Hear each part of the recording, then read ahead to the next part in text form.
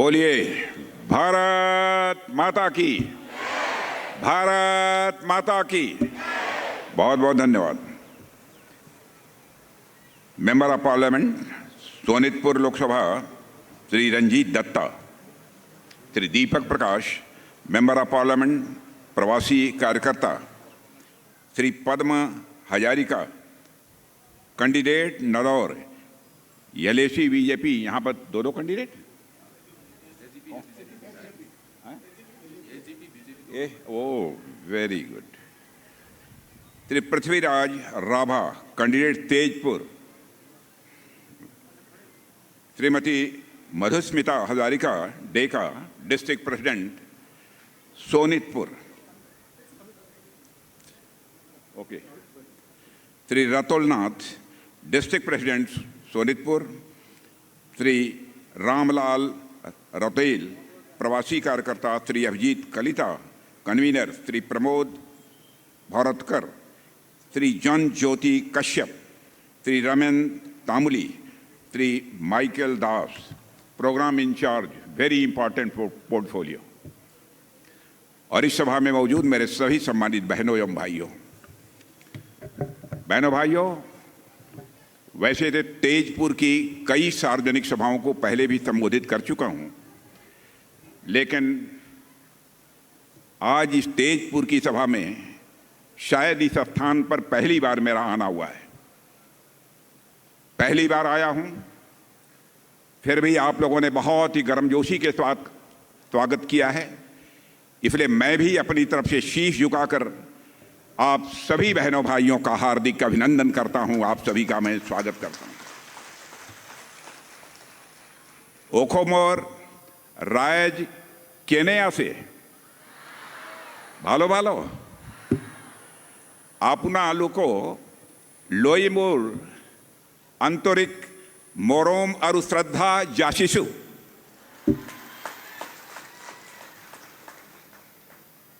बहनों भाइयों, असमिया तो मैं बोल नहीं सकता हूं, लेकिन यदि कोई असमिया बोलता है तो थोड़ा थोड़ा मैं समझता हूं। जहां तक असम का प्रश्न है, यह असम आदिशक्ति मां कामाख्या की धरती है। मेरे बहनों भाइयों, यह श्रीमंत शंकरदेव की भूमि है। असम की यह धरती ब्रह्मपुत्र की पावन धारा से यह सिंचित है। असम की धरती संस्कृति और प्रकृति दोनों से समृद्ध है, ऐसा मैं मानता हूं। और यह पूछे मुझसे कोई कि यहाँ की सबसे मशहूर चीज क्या है, तो मैं कहूंगा कि असम की चाय की खुशबू भारत के किसी भी कोने में देखी जा सकती है। भारत ही नहीं बल्कि दुनिया के देशों में भी असम के चाय की खुशबू देखने को मिलती है। असम का जहां तक प्रश्न है, यह साहस की धरती है, यह स्वाभिमान की धरती है, यह महानायक लचित बरफुकन की धरती है। यहां के वीरों ने हमेशा भारत की अस्मिता और सम्मान की रक्षा के लिए जरूरत पड़ने पर अपना सर्वस्व बलिदान कर दिया है। एक ऐसी महान धरती है। बहनों भाइयों, आज यात उपस्थित होई मोई बोर आनंदिता होइसु। और आप सभी का उत्साह, आप सभी का जज्बा, आप सभी का जोश देखकर मैं पूरी तरह से आश्वस्त हो गया हूं। अब यहां पर भारतीय जनता पार्टी और एनडीए को जीतने से दुनिया की कोई ताकत रोक नहीं सकती है। असम के लोगों ने मन बना लिया है, आको ए बार बीजेपी सरकार।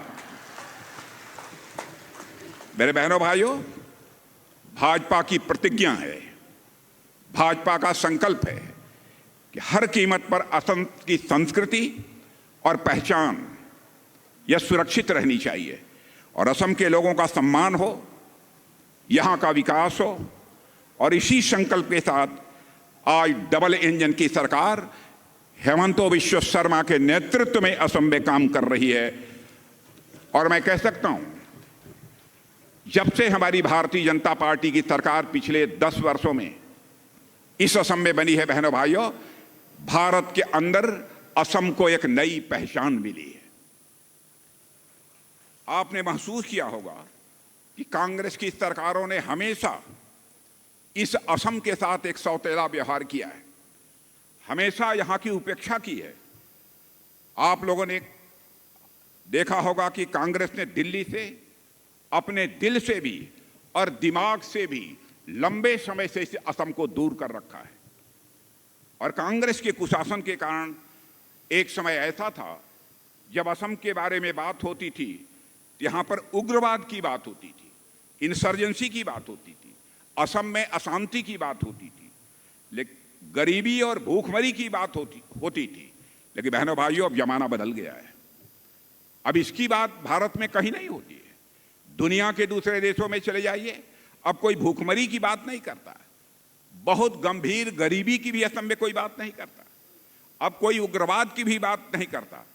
असम की बात यदि भारत और दुनिया में होती है तो असम के विकास के लिए की जाती है। बहनों भाइयों, यह कर भारतीय जनता पार्टी ने दिखाया। कांग्रेस की सरकारों के बारे में आप जानते हैं, बॉर्डर एरिया के जो गांव होते थे उनको यह कहते थे यह अंतिम गांव है, यह हमारे देश के अंतिम गांव हैं। लेकिन हम लोगों की सोच देखिए, हम लोगों ने कहा कि बॉर्डर के पास रहने वाले गांव ये हमारे भारत के अंतिम गांव नहीं हो सकते, ये भारत के पहले गांव हैं मेरे बहनों भाइयों, पहले गांव हैं। इसलिए विकास का जब प्रश्न आता है तो बॉर्डर की सीमा पर रहने वाले लोगों को प्राथमिकता दी जानी चाहिए। और असम की उपेक्षा का जहां तक प्रश्न है, भारत की आजादी के साथ ही मैं मानता हूं असम की भी उपेक्षा जिन सरकारों ने काम किया आज के 10 साल पहले उन्होंने बराबर की। और मैं याद दिलाना चाहता हूं कि 1953 में जब असम की धरती से तेल निकला तो असम वासियों को यह उम्मीद थी कि अब इससे असम में नया रोजगार पैदा होगा, असम धनवान राज्य बन जाएगा। लेकिन मैं कह सकता हूं, दुख के साथ मुझे कहना पड़ता है, कांग्रेस की सरकारों ने असम वासियों के इस हक को मारा है। यहां रिफाइनरी तक नहीं लगने दी। लगातार और संघर्ष के बाद 1961 में जाकर, 1961 में जाकर एक रिफाइनरी मिली। लेकिन बहनों भाइयों, तब तक काफी देर हो चुकी थी। और बहनों भाइयों, असम और नॉर्थ ईस्ट के विकास को नई दिशा और नई ऊर्जा देने का काम पहली बार किसी ने गंभीरता से किया है। हमारे पूर्व प्रधानमंत्री श्रद्धेय अटल बिहारी वाजपेयी ने ही किया था। उन्होंने नॉर्थ ईस्टर्न रीजन के विकास के लिए, आपको जानकारी होगी, पहली बार आजाद भारत में नॉर्थ ईस्ट के विकास के लिए अलग से मिनिस्ट्री बनाने का काम किसी ने किया तो हमारे श्रद्धेय अटल बिहारी वाजपेयी ने किया था, ताकि इस असम का तेजी के साथ विकास हो सके। और आज हमारे प्रधानमंत्री मोदी जी ने विकास का जब प्रश्न आता है, सर्वाधिक प्राथमिकता यदि किसी को दी है तो बहनों भाइयों नॉर्थ ईस्ट को दी है। और हर मंत्री को उन्होंने आदेश दे रखा है कि आप लोगों को प्रतिवर्ष हर मंत्री को नॉर्थ ईस्ट में कम से कम 3-4 दौरे प्रतिवर्ष उनके लगने चाहिए और वहां पर जाकर अपने विकास के कार्यों की वह समीक्षा करें और देखें कि नॉर्थ ईस्ट में विकास के मामले में कहीं पर कोई लापरवाही तो नहीं हो रही है। और आज आप स्वयं महसूस करते हैं, तो आज नॉर्थ ईस्ट की भारत के किसी कोने में बात होती है तो पिछड़ेपन की बात नहीं होती है, उग्रवाद की बात नहीं होती है, लूट खसोट की बात नहीं होती है। आज यदि नॉर्थ ईस्ट की बात होती है तो विकास की बात होती है, बात होती है तो कनेक्टिविटी की बात होती है, अष्टलक्ष्मी की बात होती है, यहां की क्षमता के बारे में बात होती है, यहां की प्रोग्रेस के बारे में बात होती है और यहां की प्रॉस्पेरिटी यानी यहां की संपन्नता के बारे में सारे भारत में बात होती है। बहनों भाइयों, यह हम सबके लिए गौरव का विषय है। और पिछले 11 वर्षों में हमारे प्रधानमंत्री मोदी जी ने, आपको जानकारी होगी, 30 बार असम आए हैं। पिछले 12 वर्षों में 30 बार आए हैं। और आपने देखा होगा कांग्रेस की हुकूमत में 5-5 वर्ष गुजर जाते थे, शायद 2-3 बार पूरे नॉर्थ ईस्ट में कोई प्रधानमंत्री कांग्रेस का आ गया तो आ गया, नहीं तो कोई आने का नाम नहीं लेता था। वह मानते थे कि असम, ये नॉर्थ ईस्ट का कोई बहुत महत्व नहीं है, वहां विकास नहीं होगा तब भी काम चलेगा। लेकिन आज हम कहते हैं असम यह देश की मुख्य धारा में है। यह है उनमें और हमारी सोच में सबसे बड़ा अंतर। आज असम के बारे में कह सकता हूं मेरे बहनों भाइयों, असम एक नए आत्मविश्वास के साथ अपने कदम तेजी के साथ आगे बढ़ा रहा है। असम विकास का केंद्र बन गया है। और यदि मैं कहूं कि असम आज पूरे पूर्वोत्तर के विकास का एक इंजन बनकर खड़ा हुआ है, तो यह कहना भी अतिशयोक्तिपूर्ण नहीं होगा। पूरे नॉर्थ ईस्ट के विकास का इंजन बन गया है असम। और हम मानते हैं कि जब असम आगे बढ़ेगा तब पूरे हिंदुस्तान के विकास की रफ्तार को एक गति मिलेगी। जब असम का विकास होगा तभी जाकर भारत का भी पूरा विकास हो सकता है। इसीलिए हमारे प्रधानमंत्री मोदी जी ने असम के विकास और नॉर्थ ईस्ट के विकास को विशेष प्राथमिकता दी। और मेरे बहनों भाइयों, पिछले 10 सालों में भाजपा के शासन में असम की अर्थव्यवस्था यानी धन दौलत के मामले में आपको जानकर आश्चर्य होगा, 10 सालों में, 10 साल के पहले जितनी यहां धन दौलत थी, जो इकोनॉमी थी, जो अर्थव्यवस्था थी, उसका जो आकार था, आज यह बढ़कर पिछले 10 सालों में भाजपा के शासनकाल में पहले से 3 गुना हो गया है। शायद हिंदुस्तान के किसी राज्य का नहीं हुआ है। और हमारे हेमंत विश्व शर्मा ने जो कमाल कर रखा है, और आपको शायद जानकारी है कि नहीं, भारत के अंदर सबसे तेजी से आगे बढ़ने वाली अर्थव्यवस्था यदि कोई बन गई है तो नॉर्थ ईस्ट का हमारा यह असम बन गया है। मेरे बहनों भाइयों, यह आप सबको गौरव की अनुभूति होनी चाहिए। और ये बात मैं नहीं कह रहा हूं, आप ये समझेंगे कि मैं पार्टी का हूं इसलिए मैं यह बात कर रहा हूं। हर व्यक्ति जो भाषण देने के लिए खड़ा होता है अपने पार्टी की वाहवाही करता है। यह केवल मैं नहीं कह रहा हूं, रिजर्व बैंक ऑफ इंडिया की रिपोर्ट कर रही है। पिछले 5 वर्षों में यानी 2020 से लेकर 2025 के बीच असम की अर्थव्यवस्था 45% की गति से तेजी के साथ आगे बढ़ी है, 45%। और बहनों भाइयों, कांग्रेस के नेता समझ नहीं पा रहे हैं कि असम की अर्थव्यवस्था इतनी तेजी के साथ बढ़ रही है, उसका राज क्या है, वह रहस्य क्या है, इसको समझ नहीं पा रहे हैं। आप ये कहें तो मैं इसका रहस्य बतला दूं, क्यों यहां की अर्थव्यवस्था तेजी के साथ बढ़ रही है। इसलिए बढ़ रही है, इसके पीछे भाजपा सरकार की नीति सही है, भाजपा सरकार की नीयत सही है, और असम के लोगों, आप लोगों की मेहनत और परिश्रम का यह नतीजा है कि आज असम तेजी के साथ आगे बढ़ रहा है। और मेरे बहनों भाइयों, प्रधानमंत्री मोदी जी और मुख्यमंत्री हेमंत विश्व शर्मा के नेतृत्व में हमारी डबल इंजन की सरकार ने असम के लोगों के लिए जमकर काम किया है। आज जब सरकार की सही नीति और नीयत के साथ असम के लोगों के मेहनत को एक नई ऊर्जा मिली है, तो स्वाभाविक है कि असम के विकास ने रफ्तार पकड़ ली है। यहां उद्योग बढ़ा है, यहां निवेश बढ़े हैं, और तेजी से बुनियादी ढांचों का विकास हो रहा है। आपने भी महसूस किया होगा, आज के 10 साल पहले किस प्रकार की सड़कें असम में हुआ करती थी, लेकिन यहां पर भाजपा की सरकार आने के बाद और केंद्र में भाजपा की सरकार आने के बाद कितनी तेजी से इंफ्रास्ट्रक्चर का, बुनियादी ढांचों का विकास हुआ है। मेरे बहनों भाइयों, असम ने 2030 तक अपनी अर्थव्यवस्था को लगभग $150 बिलियन तक पहुंचाने का टारगेट सेट किया है।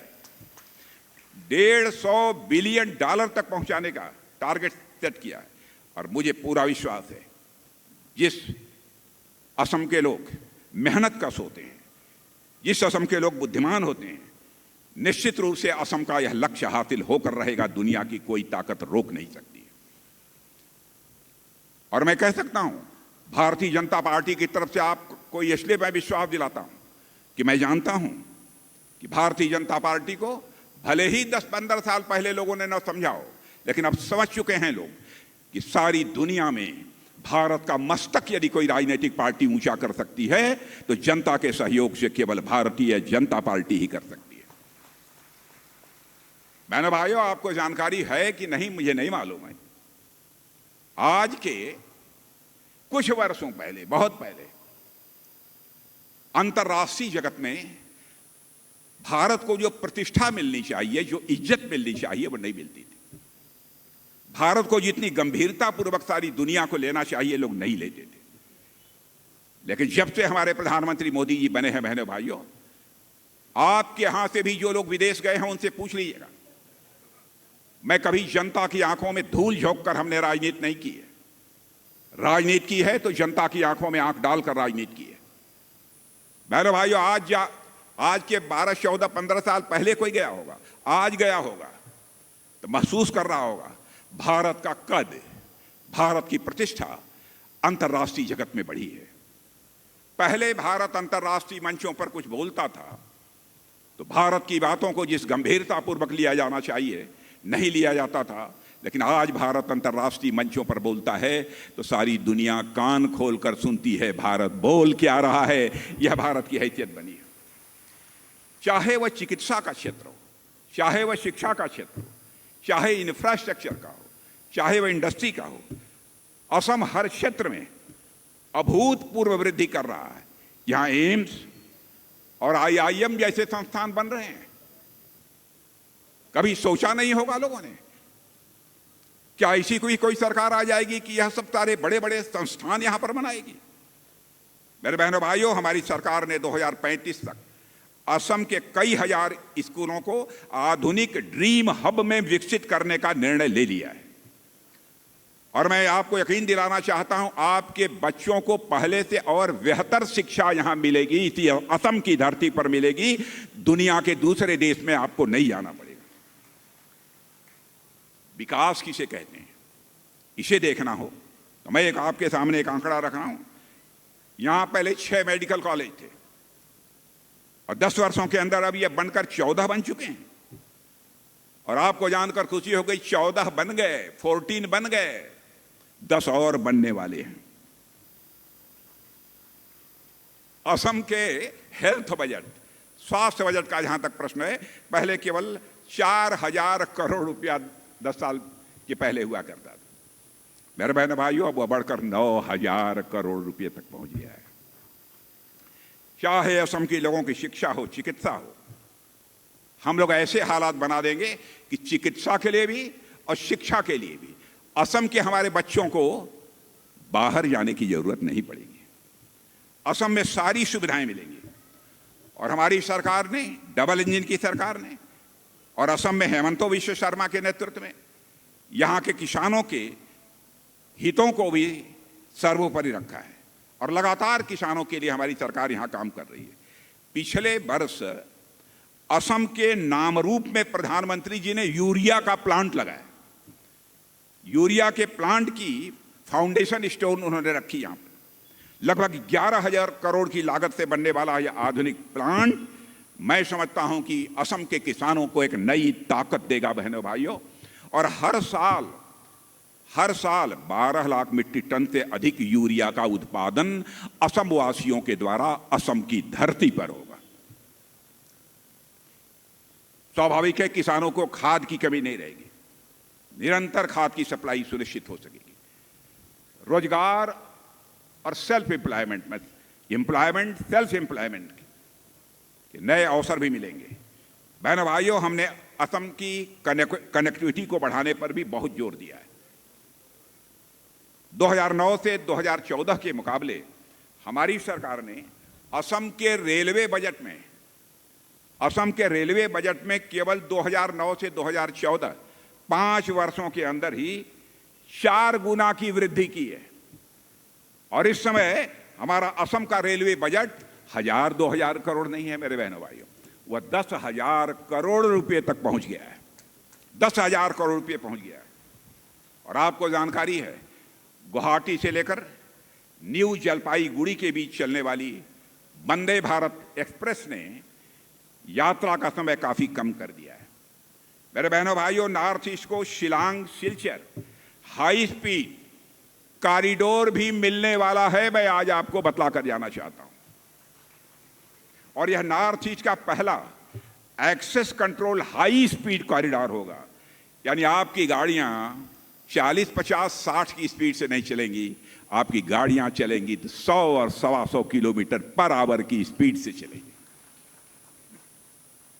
असम में 2014 तक मेरे बहनों भाइयों केवल 7 रूट्स पर यहां फ्लाइट्स चलती थी, हवाई जहाज, केवल 7 रूट्स पर। और आपको जानकर खुशी होगी कि अब करीब करीब यहां 7 रूट्स पर केवल हवाई जहाज चलती थी, अब 30 रूट पर चलेगी, यानी 30 रूट पर हवाई जहाज उड़ेंगे।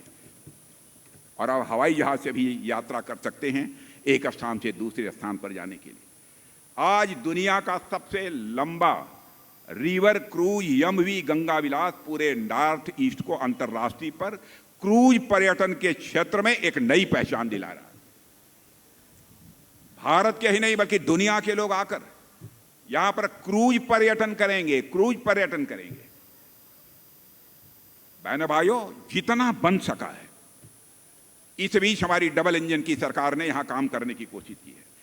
यहां नदियों पर पुलों की जरूरत थी, और आपको मालूम होगा कि लगभग 60-65 वर्षों में यहां पर केवल 3 बड़े पुल बन पाए थे।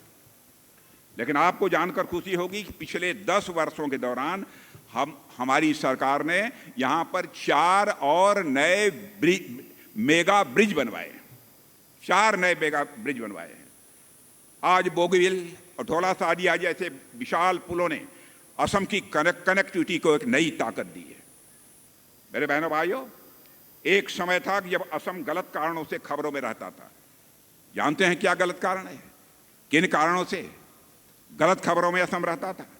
यहां बराबर धमाके, फला जगह धमाका हो गया, फला जगह बम फूट गया, फला जगह हत्या हो गई, यही सब सारी चीजें अखबारों की सुर्खियों में बनी रहती थी। किडनैपिंग यहां पहले आपको जानकारी होगी आम बात हो गई थी, लेकिन अब असम वैसा नहीं रहा। अब यहां के लोग त्योहार भी पहले डर के साए में मनाते थे, लेकिन आज डर का माहौल असम के अंदर नहीं रहा बहनों भाइयों। और जो भी डर पैदा करने की कोशिश करेगा उसका स्थान उसका घर नहीं होगा, सरकार की जेल होगी बहनों भाइयों। आपको इस बात की जानकारी होगी कि वर्ष 2004 में असम के धेमाजी में स्वतंत्रता दिवस के दौरान में हुए बम धमाके को आज भी लोग भूल नहीं पाए।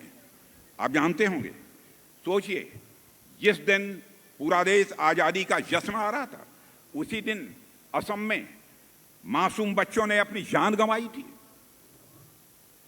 आपको वर्ष 2008 की वह घटना की याद दिलाना चाहता हूं, जब पूरा गुवाहाटी धमाकों से गूंज उठा था, और इन घटनाओं ने असम के लोगों की जिंदगी को असुरक्षा से और भय से, डर से भर दिया था। मेरे बहनों भाइयों, असम में 2001 से लेकर 2015 के बीच हर साल, 2001 से लेकर 2015 के बीच असम में हर साल 313 उग्रवादी घटनाएं होती थी। मैं अपने प्रेस के दोस्तों से भी कहना चाहता हूं, मेरी कोई बात यदि गलत हो वो अखबार के पन्नों पर लिख दें, क्योंकि जिंदगी में हमने राजनीति की है तो जनता की आंखों में धूल झोंक कर राजनीति नहीं की है, जनता की आंखों में आंख मिलाकर राजनीति की है बहनों भाइयों। इसलिए मैं यह बात कर रहा हूं। उस समय 2001 से लेकर 2015 तक इस असम में कांग्रेस का राज था, लेकिन आज असम बदल रहा है। आज असम में शांति है, विश्वास है, और विकास के रास्ते पर हमारा असम तेजी के साथ आगे बढ़ रहा है। जो राज्य कभी उग्रवाद की सुर्खियों में रहता था, आज वह राज्य यहां पर इन्वेस्टमेंट समिट करा रहा है, यानी भारत और दुनिया के देशों से लोगों को बुलाकर मीटिंग कर रहा है, सम्मेलन कर रहा है यह असम, और कहता आओ यहां पर अपनी पूंजी लगाओ, हम तुमको सारी सुविधा मुहैया कराएंगे। और बहनों भाइयों, मैं अपने मुख्यमंत्री यहां के हेमंत बिश्व शर्मा को इसके लिए बधाई देना चाहता हूं। मैं भी उत्तर प्रदेश का मुख्यमंत्री रह चुका हूं, मैं जानता हूं कैसे काम होता है। हेमंत बिश्व शर्मा ने करिश्मा किया है बहनों भाइयों, और यदि आप आशीर्वाद देना चाहते हैं तो हाथ उठाकर एक बार हेमंत बिश्व शर्मा को अपना आशीर्वाद दे दिए, तालियां बजाकर मेरे बहनों भाई।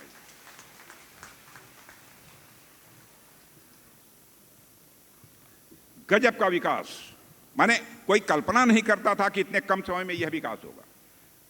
मोदी सरकार में चाहे आतंकवाद हो, चाहे नक्सलवाद हो और उग्रवाद, अब यह समाप्ति की ओर है मेरे बहनों भाइयों। 7,500 से अधिक उग्रवादियों ने हथियार छोड़कर, 7,500 से ज्यादा उग्रवादियों ने हथियार छोड़कर वह मुख्य धारा में उन्होंने अपनी वापसी की है। यह दिखाता है कि यदि नीतियां सही हों और स्ट्रांग विल पावर हो, मजबूत इच्छा शक्ति हो, तो क्या नहीं किया जा सकता। सब कुछ हो सकता है मेरे बहनों भाइयों। लेकिन कांग्रेस के नेताओं की मानसिकता हमेशा से असम के प्रति संदेह की रही है, और केवल संदेह ही नहीं बल्कि असम के प्रति उपेक्षा की रहती है।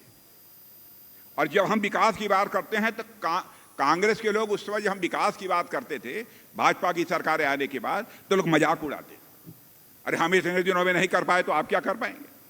लेकिन करके हम लोगों ने दिखा दिया। अब बहनों भाइयों, इस समय सेमीकंडक्टर की परियोजना यहां लगने जा रही है। इससे यहां के नौजवानों को स्वाभाविक है एक नया अवसर मिलेगा और असम औद्योगिक विकास की नई ऊंचाइयों को छूने में कामयाब होगा, मेरा पक्का विश्वास है। लेकिन आज असम तेजी से आगे बढ़ रहा है मेरे बहनों भाइयों। जब यहाँ उद्योग आ रहे हैं और नई टेक्नोलॉजी के क्षेत्र में तेजी के साथ इन्वेस्टमेंट हो रहा है, निवेश हो रहा है, कांग्रेस के नेता कहते हैं, मालूम है क्या कहते हैं? कहते हैं कि यहाँ की स्किल्स और इनोवेशन का, स्किल और इनोवेशन माने कौशल और इनोवेशन माने नएपन लाने की जिसे बात करते हैं, इन दोनों का इकोसिस्टम है ही नहीं। आप असम और नॉर्थ ईस्ट में करके क्या करेंगे? कोई कुछ करना ही नहीं चाहता। आप ये कहेंगे कि आप क्यों ऐसी बात कर रहे हैं। मैं आपको उदाहरण देना चाहता हूं। कांग्रेस के जो अखिल भारतीय अध्यक्ष हैं, उन्हीं के एक लड़के हैं प्रियांक खरगे उन्हीं के लड़के हैं। उन्होंने जो अंग्रेजी में कहा था, कर्नाटक के रहने वाले हैं, मैं अंग्रेजी ही आपको बता देता हूं, कुछ लोग अंग्रेजी समझेंगे, कुछ लोग नहीं समझेंगे। उन्होंने कहा, why are semiconductor industries going to Assam and Gujarat, यानी सेमीकंडक्टर इंडस्ट्रीज असम और गुजरात क्यों जा रही हैं? What is there in Assam, what is there in Gujarat, is there any talent? Gujarat में है क्या, गुजरात में असम में है क्या?